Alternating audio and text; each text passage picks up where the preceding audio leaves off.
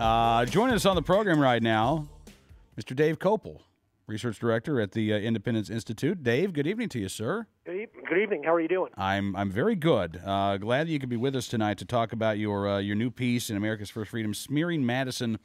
Supreme Court Justice Stephen Breyer, in his zeal to reverse Heller McDonald, misrepresents the father of our Constitution. I know that we've talked about this with you in the past because this was really something when Breyer went on Fox News Sunday talking about his new book, Making Our Democracy Work, and really just, I don't know, you tell me. I mean, how badly did he smear Mr. Madison? Well, I don't think he set out like some malicious guy from Media Matters or something like that. I'm going to tear down Madison's reputation, and with a bunch of half truths. Yeah. I think Breyer was sincerely just saying what he mistakenly thinks, but what he mistakenly thinks, I think, underestimates James Madison. Yeah, one of the things that Breyer said was that the reason why Madison proposed the Second Amendment was because he was working on the principle, quote, I've got to get this document ratified. And he was talking about the Constitution when he referred to this document, right? Right. But as you point out, first problem with that argument is that the Constitution had already been ratified. Right, and that's why James Madison had been elected United States Representative from Virginia and was in the first Congress in June, so he could propose these amendments to the Constitution pursuant to the procedure for how the Constitution says you're supposed to have them do amendments, which is you start off by introducing them in the Congress created by the Constitution. And then you say that Justice Breyer conflates the Second Amendment with an amendment that was proposed but was rejected? Yes, there have definitely been, during the state ratification debates, a lot of concern that the federal powers over the militia, the power in Article 1, Section 8, Clauses 15 and 16, to call forth the militia into federal service, to provide for arming and discipline and training the militia, that Congress might misuse those powers to destroy the militia. And so Representative Roger Sherman of Rhode Island proposed something to do what Madison had failed to do, and the fact that Sherman proposed it obviously showed that he didn't think that Madison's proposal dealt with the problem. And Sherman proposed that, I'll read it to you, the militia shall be under the government of the laws of the respective states when not in the actual service of the United States, but such rules as may be prescribed by Congress for their uniform organization and discipline shall be observed in officering and training them, but military service shall not be required of persons religiously scrupulous of bearing arms. Now, I noticed, Dave, that there's no mention of rights of the people in that amendment. No, Sherman was not. His objective with that amendment was not to protect the rights of the people. It was to provide some protection to state government control over the militia. Mm-hmm. And the special committee that was created to consider a Bill of Rights in the U.S. House of Representatives rejected the Sherman proposal and instead adopted what Madison had proposed, which obviously does involve the right of the people. And this is something else I thought was absolutely fascinating. Madison, when we look at the Bill of Rights, we usually look at the Constitution as a block, and then there are the first 10 amendments, and then there are the other amendments. But that's not what Madison's idea was. He wanted, as you say, to put these amendments, actually insert them into the Constitution where they would be appropriate. Exactly. So Madison had a proposal to say that a sitting Congress couldn't raise its own pay. And so he put that in Article 1, Section 6, which is about congressional pay. He had some other things about protecting the right of jury trial, for example, in both civil cases and in criminal cases. And he put those in Article 3, which sets up the federal judicial branch. And he put in what became the Right to Arms Amendment, along with the Freedom of Speech Amendment and other individual rights amendments, into Article 1, Section 9. And that's the part of the main body of the Constitution that protects some individual rights, saying that Congress can't pass ex post facto laws or bills of attainder, that habeas corpus can only be restricted under certain circumstances. Okay, so you And so also he didn't put them in the sections that protect state autonomy. yeah, he put them in the sections that protect individual rights. Yeah, that's right. Huh.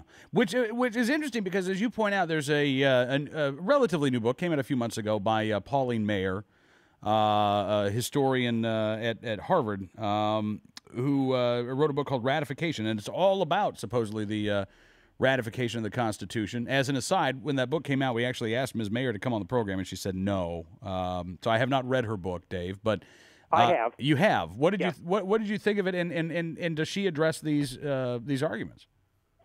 No, her book says nothing about the Second Amendment except what I just told you, what we just talked about how Madison proposed interpolating his various ideas within the text of the main text of the Constitution, and the House committee ultimately rejected that because they thought that would sort of create an implication that the Constitution, the main body, was flawed if you go around and start fixing things within it. So they wanted to.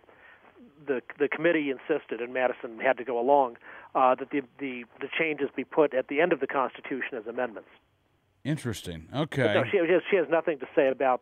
She wrote an editorial in the New York Times defending Breyer's point of view, but certainly her book says nothing about the Second Amendment. She's a eminent and well-respected American historian, but as far as I can see, has never written anything on the Second Amendment or done any research on it. Yeah. And you say another historian from Stanford, Jack Rakov, also defended Breyer's position, but wasn't really able to put forth a real substantive argument.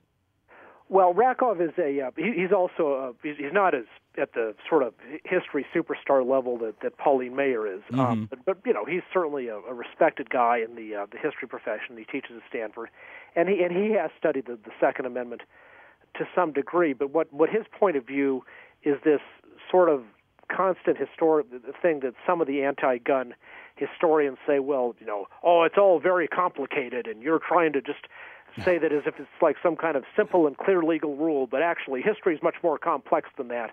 And, sort of this like throat clearing about only historians can know what's going on, and you can't even really know what's going on. And Rakov's limitation is, so he's got a theory of what the Second Amendment doesn't mean, which it's not a normal right of American people, but he has not been able to articulate any kind of consistent explanation of what it does mean. So he can tell you what it's not, but he can't tell you what it is. Yes. And I think that's handy. Well, and it's contrary to what Madison was doing, he was a pretty sophisticated historical guy himself, and like most of the rest of the founders was very well read in history. But when they were writing the Second Amendment, they were writing legal rules. He wasn't writing some philosophical statement that people could argue about for the next 200 years. He was writing something that was intended to be a law. Yeah. And a law that could be understood by everyone. Yeah, and you say during the or when Breyer was talking about the focus on history in the Heller decision, Breyer said that was completely the wrong tack to take. Instead, what you needed to focus on were values. Explain that to me, Dave. What values was Justice Breyer talking about? Well, I think to put the Breyer thing in its most positive way, he would say that when you're interpreting the First Amendment, you don't try to go back in a historical sense of, okay, now we have this 21st century question. Did the framers actually say anything about this particular question? Does the text lead us to any particular result on that? But because that's too indeterminate in Breyer's view, and not even correct, even if you had a determined answer. But what you should instead do is think about the values that underlie the amendment. And then in practice, this turns into Breyer's characterization of what he thinks the most important values of the freedom of speech are. And of course, there's lots of different values under the freedom of speech. And Breyer picks the ones he likes, and those lead to the results he's interested in getting to in cases. And so, he does the same kind of thing about values in the Second Amendment, which is, what's the value in his view the only real value, by far, is the militia.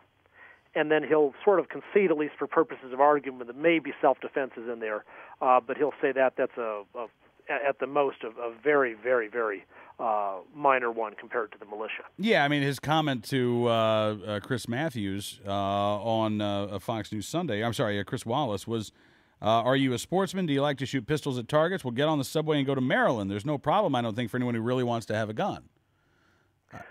If all you want to do is go target shooting once a month, that is true, but that's not really the value that the Second Amendment was intended to protect. It's about you can tell from the text, it's about the right to keep and bear arms, not about the ability to rent arms from time to time. Mm-hmm. And obviously, owning a gun in your own home, among other things, helps you serve better in the militia. If we're looking at from Breyer's point of view on that, because when you have the gun at home, you learn how to clean it, how to take care of it. You maybe disassemble it some, reassemble it. You can practice dry firing at home. Even if the militia were the only value in the Second Amendment, there's a reason that the founders put keep in there, so you could keep the gun and in your home and acquire familiarity with it.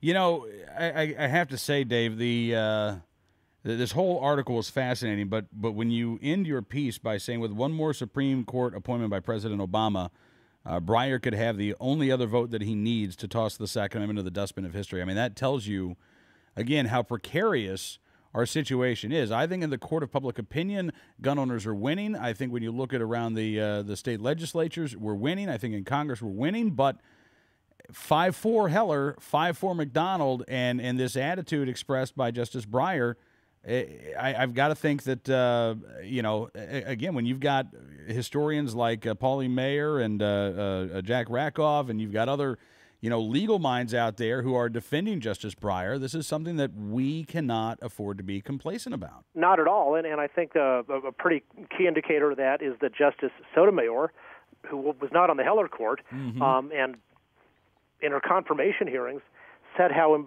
she understood how important the individual right to arms was to so many people in America. And she talked about how one of her godchildren is an NRA member and a hunter. She told Senator Mark Udall that she would abide by the Heller precedent, and really misled Congress because when she got onto the court, she joined the Justice Breyer's dissent in McDonald and said that Heller should be overruled. So I had thought she might be somebody who would say accept Heller and then would, in support of anti-gun measures, try to interpret it narrowly, come up with some rule that almost any gun control is constitutional, something like that, but not actually go after Heller itself to declare that the normal Americans don't have any right to keep and bear arms. But there she was, taking the most extreme position possible. Well, and again, and as you point out, I mean, this Justice Breyer's opinion actually went after and attacked the Heller decision, which tells me, Dave, that there is a desire to undo Heller. Oh, you bet. And Justice Ginsburg signed on to that too, and she's still going to be on the court and could well be around into President Obama's second term.